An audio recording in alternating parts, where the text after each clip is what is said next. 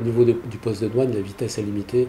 Donc déjà ça, c'est un premier point puisqu'il y a une réduction qui est naturelle. En plus, le poste de douane a un effet de porte en quelque sorte puisqu'on passe en dessous d'un portique. Ensuite, on s'est rendu compte également que de l'autre côté de la frontière, il y a des échangeurs qui sont assez proches dans la partie luxembourgeoise. Donc les échangeurs qui se connectent sur la suite de l'autoroute A31 se trouvent à 1 voire 2 km. Donc il y a des ralentissements qui se créent déjà au niveau du Luxembourg.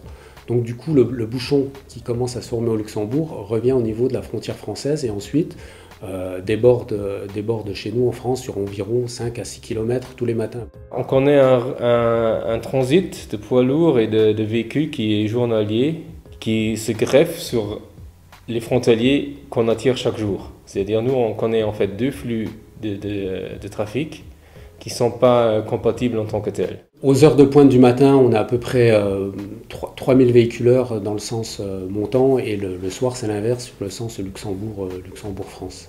Donc sachant c'est une section à deux voies, on commence à être là en limite de saturation avec des trafics de ce type-là. Théoriquement, ça passe à peu près correctement, mais dès que vous avez un ralentissement, il y a des effets accordéons qui se passent dès que le premier freine. Ensuite, on retrouve ça sur quelques kilomètres. En général, le temps intervéhiculaire, ce qu'on appelle le temps entre deux véhicules, doit être environ de 2 secondes pour des questions de sécurité. Il peut être beaucoup plus long. Donc plus vous roulez vite, vous comprenez bien que la distance est plus longue. Et quand vous roulez un peu moins vite, la distance entre deux véhicules, si elle est de 1 seconde ou 2 secondes, ça réduit à 25-30 mètres. Du coup, dès qu'il y a un freinage, la personne qui se trouve derrière en situation d'urgence peut freiner d'un coup assez sec. Et du coup, vous avez tous les véhicules qui se suivent, qui freinent de plus en plus fort. Et vous retrouvez avec une situation d'arrêt au bout de quelques centaines de mètres. La vitesse optimale est entre 90 à 100 km à l'heure. Le problème, c'est que les gens roulent quand la voie est libre à une vitesse supérieure. Bon, ça crée en fait des tronçons où il n'y a pas de véhicule. Et ensuite, quand ils arrivent à la fin du bouchon, ils freinent. Et le bouchon, il se recale vers l'arrière à une certaine vitesse. S'ils roulaient à une vitesse constante, comme les Français l'ont fait maintenant, ils ont 110 sur leur tronçon, bon, ça homogénéise un peu la circulation, ça aide un peu à fluidifier. Mais cette façon de faire est aussi normalement praticable que sur des longs tronçons. S'il y a beaucoup d'échangeurs, vous ne réussissez pas. Aujourd'hui, on a des boucles qui nous permettent de compter le nombre de véhicules qui passent et qui nous permettent de connaître la vitesse sur la chaussée.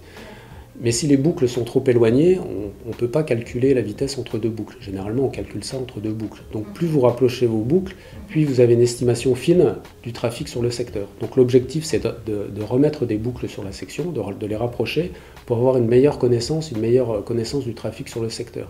Et à ce moment-là, on pourra réguler la vitesse en fonction du trafic réel qui passe à l'instant T.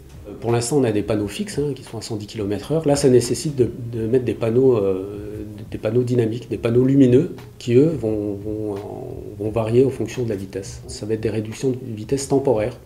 Pendant un quart d'heure, on va vous proposer de rouler à 90 km/h et ensuite, si la situation est fluide, on va remonter la vitesse aux seuils normaux.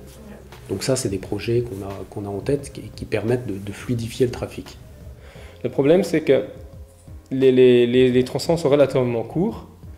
On fait le calcul, on affiche la vitesse et la vitesse affichée n'est plus adaptée aux véhicules qui viennent à ce moment-là. C'est possible sur des longs tronçons, comme je dis, avec moins d'échangeurs, mais nous, on a constaté que afficher les temps de parcours est la seule façon une des façons pour informer les gens, ou dire voilà, sur les tronçons que nous on connaît, sur les 20 km, là on peut dire vous aurez besoin de 10 minutes.